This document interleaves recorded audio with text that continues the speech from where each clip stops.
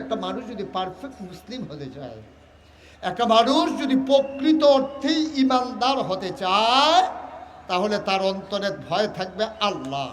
আর আল্লাহর এই ভয় থাকার কারণে মানুষটা পানির নিচে ডুব দিয়েও রমজান মাসে এক ঢুক পানি খেয়ে ফেলে না, কারণ সে বিশ্বাস করে শুকনায় যে বসে আছে সে দেখুক আর না দেখুক, পানির নিচেও যিনি দেখেন তিনি কে? আপনি অজু করছেন টিউবওয়েলে, একটা ছেলে আপনাকে চাপ দিচ্ছে, টিউবওয়েলের ভিতরে চাপ দিচ্ছে, পানি বের হচ্ছে, আপনি উজু করতেছেন, চৈত্র মাসের রোজা, বুকের ছাতি ফেটে যায় পিপাসায়, আপনি যদি 2 ঢুক পানি খেয়ে ফেলেন মাঝি দিয়া, অথবা কুলি 3 বার করার সময় 2 পার্শ্বের কুলি ফালাইছেন, মাছেরটা ঢুক গিলে ফেলছেন, যে চাপ দিল সেও দেখে না, কিন্তু একজনের চোখ ফাঁকি দেওয়া যায় না, তিনি কে? এই জন্য আল্লাহ বললেন ইত্তাকিল্লাহ, তুমি ভয় পাবা শুধু আল্লাহরে। আল্লাহরে ভয় থাকলে মানুষটা আর ফাইল আটকাইয়া ঘুষ খাইতে পারে না। আল্লাহকে ভয় পালে মানুষটা নামাজ ছেড়ে দিতে পারে না। আল্লাহকে ভয় পেলে মানুষটা কন্ট্রাক্টরের নাম দিয়া রাস্তার গম চুরি করে খেতে পারে না। আল্লাহর ভয় যখন অন্তরে থাকে তখন মানুষটা মিথ্যা সান্ত্বনা দিয়া মানুষকে প্রতারিত করতে পারে না। ঠিক কিনা বলেন? অন্তরে যখন ভয় থাকবে আল্লাহ, তখন মানুষটা হয়ে যায় প্র্যাকটিসিং মুসলিম, পারফেক্ট মুসলমান। সেখানে আর মানুষটা ফাঁকিবাজি করতে পারে না। ওজনে কম দিলে কাস্টমার ধরতে পারুক আর না পারুক, যদি ভয় থাকে আল্লাহ দেখেন, তাইলে মানুষটা ওজনে কম দিতে পারে না। এই জন্য আল্লাহ বলেন, তার নবীজির মাধ্যমে জানিয়ে দিয়েছেন, ও দুনিয়ার মানুষ, যখন আল্লাহর ইবাদত করবে, আল্লাহকে যখন ডাকবে, আনতা আবুদাল্লাহ কাআন্নাকা তারাহু ফাইন লাম তাকুন তারাহু ফাইন্নাহু ইয়ারাক, তুমি এমনভাবে নামাজ পড়ো। মুসলিম বিশ্বের অপ্রতিদ্বন্দ্বী দার্শনিক, যিনি কাফের মতদর্শী মানুষগুলোকে নাকানি চুবানি খাওয়াই দিলেন, ওই সমানায় যখন যুক্তিবিদ্যা খুব বেশি প্রচার প্রসার হচ্ছিল, তখন যিনি মুসলমানের পক্ষে কলম ধরলেন তার নাম ইমাম গাজ্জালি রহমাতুল্লাহ আলাই। তিনি একদিন বলে দিলেন, শুনো, এমনভাবে তুমি নামাজ পড়বা মনে হবে যেন এটাই জীবনের শেষ নামাজ। তাইলে নামাজের ভিতরে কাউকে আল্লাহকে ফাঁকি দেওয়া আর সহজ না। ঠিক কিনা? আপনি যদি মনে করেন আজকে মাগরিবের নামাজ যারা আমরা পড়েছি, আমার বিশ্বাস যদি এটা থাকে, আমি আশার নামাজ পড়তেও পারি, নাও পড়তে পারি। এর আগে যদি আমি মরে যাই আর আমার মাগরিবের নামাজটা যদি হেলায় ফেলায় চলে যায়, তাহলে তো আমি আশার আর সময় পেলাম না। তাইলে আমি ফাঁকিবাজি করলাম, নিজের সাথে প্রতারিত করলাম নিজেকে, আর ফাঁকি দিলাম আল্লাহকে। আর আল্লাহকে ফাঁকি দেওয়া প্রকারান্তরে যেন নিজেকেই ফাঁকি দেওয়া। এই জন্য নবীজি বললেন, আনতা আবুদাল্লাহ, যখন তুমি আল্লাহর ইবাদত করো, তুমি এই বিশ্বাস রাখো কাআন্নাকা তারাহু, যেন তুমি তোমার আল্লাহকে দেখতেছো। সুবহানাল্লাহ বলবেন না? ফাইন লাম তাকুন তারাহু, তুমি তোমার আল্লাহরে দেখো না, তাইলে তুমি বিশ্বাস রাখো ফাইন্নাহু ইয়ারাক, তুমি তোমার আল্লাহরে দেখো না, তোমার এই ক্ষমতা নাই। ফাইন্নাহু ইয়ারাক, তুমি তোমার আল্লাহকে দেখো না, কিন্তু তোমার আল্লাহ তোমাকে ঠিক ঠিক দেখতেছেন। ঠিক কিনা?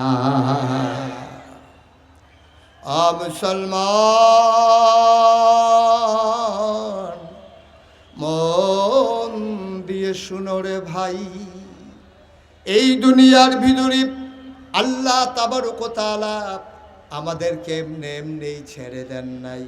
আল্লাহ তাবারক ওয়া তাআলা আমাদের উপরে কতগুলো দায়িত্ব দিয়ে দিয়েছেন, আর দায়িত্ব পালন করার আগে আমাদেরকে তিনি প্রকৃত ইমানদার হিসেবে গড়ে তুলতে চান।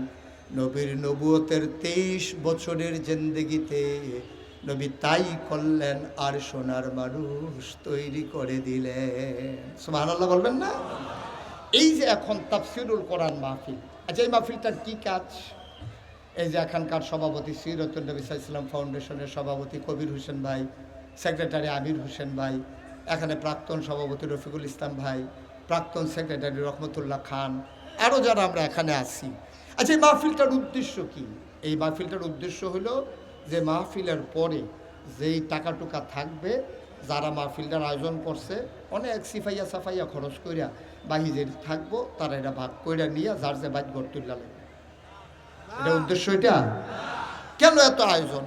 এই যে বিশাল পোস্টারিং, বাইকিং, পরামর্শ সভা, লাইটিং, প্যান্ডেল, এই যে আপনারা শত শত হাজার হাজার মানুষ সকল ব্যস্ততা ফেলে চলে আসতেন, কারণটা কি? কারণটা ১,৫০০ বছর আগে নবী যা করেছিলেন আপনিও তাই করবেন। কি করেছিলেন নবীজি? নবী যখন নবুয়ত প্রাপ্ত হলেন তখন মানুষদেরকে ডেকে ডেকে তিনি অন্ধকার থেকে আলোতে আনলেন। তো নবী তো আর আসবেন না। নবী নিজেই বলেছেন, আনা খাতামুন নাবিয়্যিন লা নাবিয়্যা বা'দি, আমি হলাম সর্বশেষ নবী, আমার পরে আর নবী নেই। তো নবী যদি না আসে মানুষ আসবে নাকি আসবে না? কথা বুঝেন নাই আমার? আরে নবী আর আসবেন না, এটার ব্যাপারে কি আপনারা সবাই একমত? নবীর ৩টা বিখ্যাত উপাধি, তিনি ইমামুল মুরসালিন, তিনি খাতামুন নাবিয়্যিন, তিনি রাহমাতুল লিল আলামিন। তো নবী আর আসবেন না, এটার ব্যাপারে সবাইকে আমরা একমত আছেন? কারো কোনো দ্বিমত আছে নাকি? তাহলে জুড়ে বলতে সমস্যা কি? নবী কি আর আসবেন? তাহলে আমার নবীর ব্যাপারে শুধু নবীরে নবী মানলে কেউ ইমানদার হইতে পারবে না। নবীরে ৩টা জিনিস মানা লাগবে। তিনি নবী, ১ নাম্বার, তিনি শেষ নবী, তিনি রাহমাতুল লিল আলামিন, সমস্ত জগতের জন্য তিনি রহমত, তিনি খাতামুন নাবিয়্যিন, তিনি সর্বশেষ নবী। সুবহানাল্লাহ বলবেন না?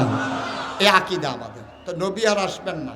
তো এখন কিয়ামত পর্যন্ত মানুষ আসবে নাকি আসবে না? কথা কয় না, আসবে নাকি আসবে না? মঞ্চে যারা আছে তারা কথা না কইলেও সারবো। তারা যে বোয়াত্তি হুইতালাইছে না কেন, এটাই তো। হ্যাঁ, তারা বালিশ ফানা আর এমনি বইয়া রইছে। তারা তো আর এই ঘটনা জানে না। অনেক মাহফিলও মঞ্চের তারা কথা কয় না কিনে তারারে নামাইয়া নিচের থেকে কন্যা তুলছি। আওয়াজ দিবেন যাত কোন আছে সব না। সাদেক ভাই শুধু আস্তে করতে পারবেন, যেহেতু আমার অপারেশনের রুম। এবার সারা সবাই জুড়ে করবেন ইনশাআল্লাহ। নবী আর আসবেন নাকি আসবেন না? নবী আর আসবেন না। তো মানুষ আসবে নাকি আসবে না? তাদেরকে রাস্তা দেখাবে কে? নবী তো আর আসবেন না, তো কে রাস্তা দেখাবে? নবীজি একদল ওয়ারিস তৈরি করেছেন। আল ওলামাউ ওয়ারাসাতুল আম্বিয়া, ওলামায়ে কেরাম হলো নবীর ওয়ারিস। সুবহানাল্লাহ বলবেন না? বন্ধুগণ, মাগরিবের পর থেকে এশার নামাজ মাঝে যতটুকুন সময়, এটা একটা রেস্ট্রিক্টেড একটা সময়, সীমাবদ্ধ একটা সময়, এর মাঝেই আমাকে কথা বলা লাগবে ইনশাআল্লাহ। আল্লাহ তাবারক ওয়া তাআলা যেন তৌফিক দান করেন। শুরুতে আল্লাহর কাছে দয়া চাই, আপনাদের কাছে দোয়া চাই। আল্লাহ যেন আমার মুখ দিয়ে সেই কথাগুলো বের করে দেন যেগুলো আমার জন্য দরকার এবং আপনাদের জন্য দরকার। সবাই পড়েন আমিন। বন্ধুগণ, এই দুনিয়াতে আল্লাহ তাবারক ওয়া তাআলা মানুষ করে বানানোর পরে আমাদেরকে এমনে এমনে ছেড়ে দেন নাই।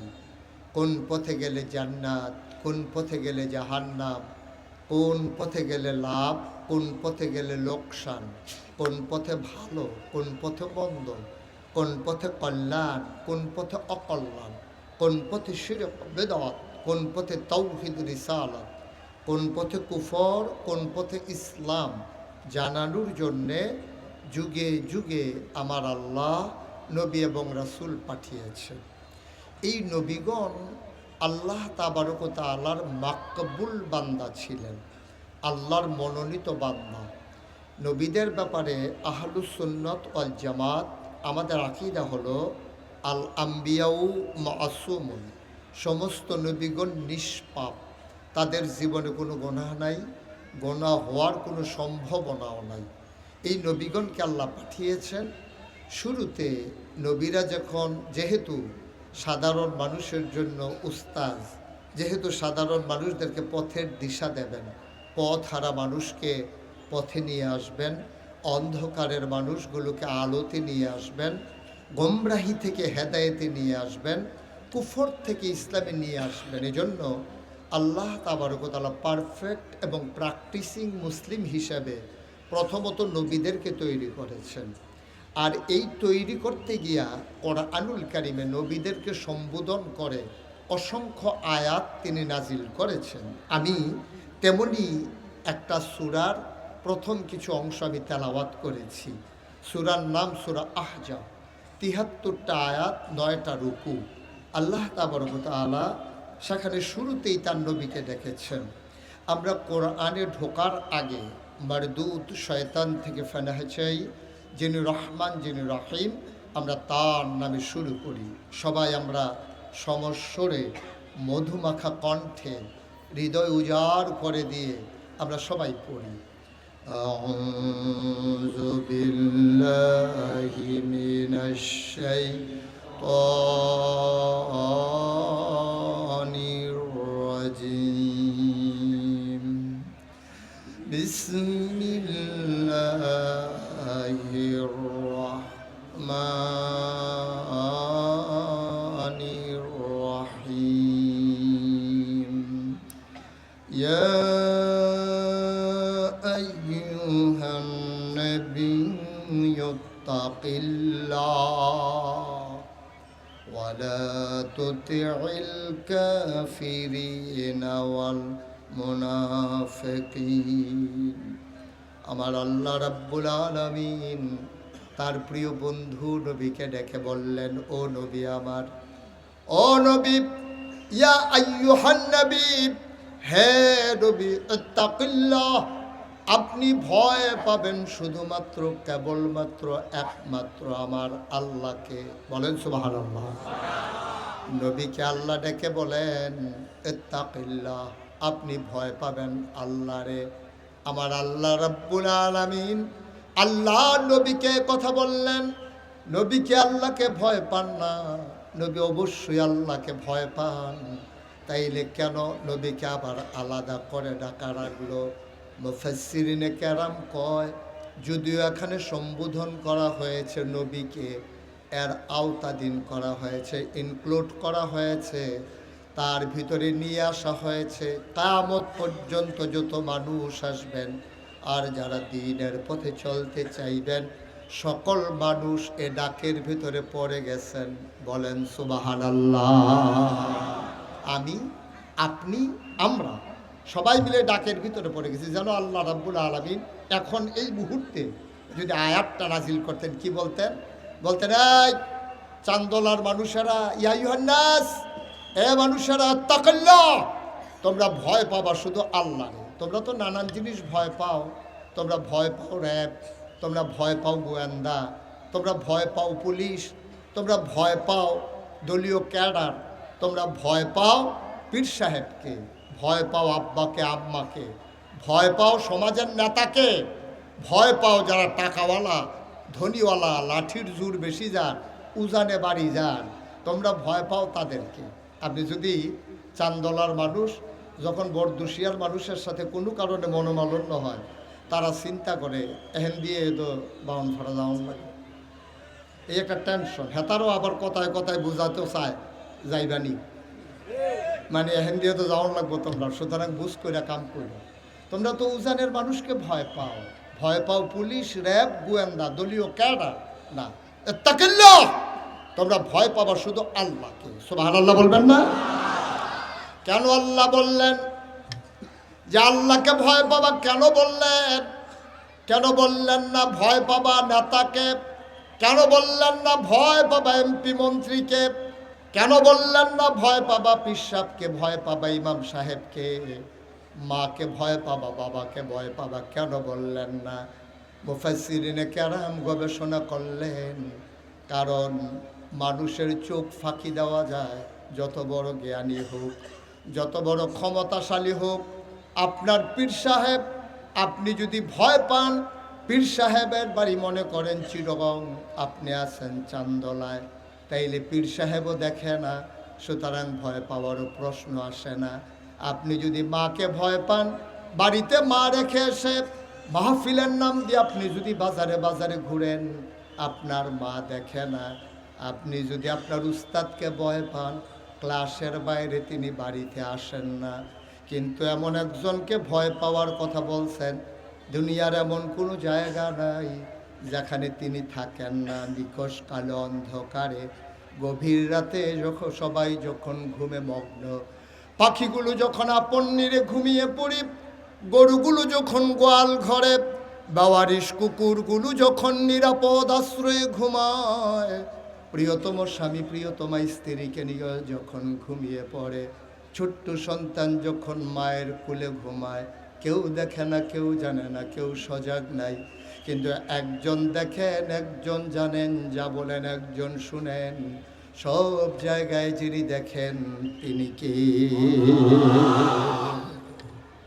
এই জন্য ওয়ারিশের প্রশ্ন যখন আসছে তখন আরেকটা কথা বলি। ওয়ারিশ হলো দুই প্রকার।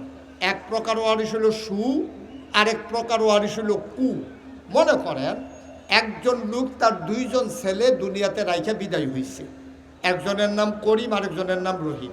তো দুই ফুতে বাপে মারা যাওয়ার পরে 10 কানি জমিন রাইখা গেছে। এক এক ফুতে পাইছে 5 কানি কইরা, মোট 10 কানি। 5 কানি কইরা 10 কানি ভাগ হয়েছে দুই ফুতের ভিতরে। বড় যে ছেলেটা প্রাইমারি স্কুলের মাস্টার, বউ মাস্টারি করে, তারা মিল্লা চিল্লা এই বছর খানেকের মাথাত আরও 2 কানি ক্ষেত রাখছে। তো তারা রয়েছে কয় কানি? কথা কয় কানি? এখন তো জুদ হয়ে গেছে গা 5 কানি কইরা। তো এখন বড় ফুতে যে 2 কানি আরও রাখলো, তার হয়েছে কয় কানি? আর সুইটটারা তো হইলো বাদাইল্লা, তো এই বেচা বেচা খায়। বউডাও পড়ছে আরেক বাদাইল্লা, ঘুমের তুলে দেরি করে ফার্মের মুরগা ছাড়া কিছু খায় না। তো হ্যাঁ বিড়ি আর তে মিল্লা 1 বছরের মাথায় 2 কানি বেচছে। তো যেবাড়ায় 2 কানি বেচছে তার আছে কয় কানি? 3 কানি। আর যেবাড়ায় 2 কানি রাখছে হেবাড়া রয়েছে কয় কানি? 7 কানি। বছর করলে মাত্র ঘুরছে, আরো বছর আছে। কয় দিনের মাথার ভিতরে বড় ফুতে রয়েছে 10 কানি, সুইটার বিডারা বেসনের লেগা ঘুরে। এবার দোহানো বইয়া বইয়া মানছে কইতেছে, আরে মুখলেস বেসাবের 2টা ফুট, রহিমারা করিমারা। রহিমারাতে একটা ভালা ফলা পড়ছে রে, একটা সুফুত পাইছে। এবার 10 কানি রেখে দিছে 2-3 বছরের মাথা, তার সুইটার একটা বাধাইলা। তা কয় কানি আরো বেচে বেচে খাইছে, তখন বিডারা বেসনের লেগে ঘুরে। তাইলে এই বটটারে কয় সু, আর সুইটারে কয় কু। বটটা সুয়ারিস, সুইটার হইলো কুয়ারিস। ভাই নবী যে আমরা রাখতে গেল ওয়ারিস, সুবহানাল্লাহ কইতেন না? নবী যে ওলামায়ে কেরামরে ওয়ারিস বানাই গেল, এই ওয়ারিস হয়ে গেছে 2 প্রকার। এক দল হইল সুওয়ারিস, আরেক দল হইল কুওয়ারিস। এক দলে আলেম ওলামা, তারা জীবন বাজি রাখিয়া মেহনত কইরা নবীজি যেই জায়গাটাতে ইসলামটারে রাখতে গেছে এইটারে আগুয়াইয়া নেওয়ার লাগিয়া তারা যত কষ্ট আছে কষ্ট করছে। কষ্ট করতে করতে করতে করতে তারা এমন হয়েছে, তারার বিরুদ্ধে মামলা হয়েছে, হামলা হয়েছে, জেল জুলুম নির্যাতন হয়েছে। তারা চিৎকার করে জানিয়ে দিয়েছে জীবন দেওয়া যাবে, ঈমান দেওয়া যাবে না। ঠিক কিনা? তারা হইল সুওয়ারিস। আর আরেক তারা ওই যে যেমনে আলু আর কি হুটকি তো লাগে, গুস্ত তো লাগে। এবার আর কামে হইল সকলের লগে মিলজিল দিয়া চলে। সুদ খুরের লোক এবার আর খাতির বালা, মদ খুরের লোকেও খাতির বালা। আল্লাহর জমিনে আল্লাহর আইন চায় যারা, তাদের সাথেও তাদের সম্পর্ক। আর যারা নিজেরাই কয় আমরা ইসলামী শরীয়তে বিশ্বাসী না, তারার লোক এবার আর খাতির বালা। ঠিক কিনা কয়? এবার কি সু না কু? এবার হলো কুয়ারিস। খালি কত্তরা টুপি আর কত্তরা পাঞ্জাবি, কত্তরা দাড়ি দেখলে হুজুর কোন যেত। ঠিক কিনা কও? কত বড় পাঞ্জাবি গায়ে দিলে, আমি তো কই 2 গজ কাপড় বাড়াই দিলেও তো পাঞ্জাবি লম্বা হয়। আর দাড়ি না কামাইলেও তো বলে। আর টুপি ফার্স্টে দিও, টুপি পাওয়া যায়। অথবা মসজিদও যাইবেন, দেখবেন কিছু টুপি থাহে, আপনি মনো নাই বাপ ধরে বাড়ি যাইয়ে পড়বেন টুপি মাথা। মনো নাই বাপ ধরা কেউ মসজিদে আবার। আর যদি কেউ না শিখে তো লই আইয়ে ফরসেন আর কি। তো 2 গজ কাপড়ের নাম হইলো কত্তরা পাঞ্জাবি। আর টুপি একটা মনো নাই বাপ ধরে লই যেতেন ফেললে টুপি। আর দাড়ি তো না কামাইলে এটা দাড়ি বলে, কোনো সমস্যা নয়। এটার নাম ইসলাম নাম। বা এটা হলো ইসলামের একটা লক্ষণ, শেয়ার চিহ্ন। এটা হলো ইসলামের একটা নমুনা। প্রকৃত ইসলাম কি? নবীজি যে ইসলামটারে রাইখা গেছে, এটারে বেচ্চা বেচ্চা খাওয়ান নাকি এটারে বাড়ান? বেচ্চা বেচ্চা যারা খাইছে এরকম একদলও আছে। তারা জীবনে দেখবেন একটা উচিত কথা কইতো না।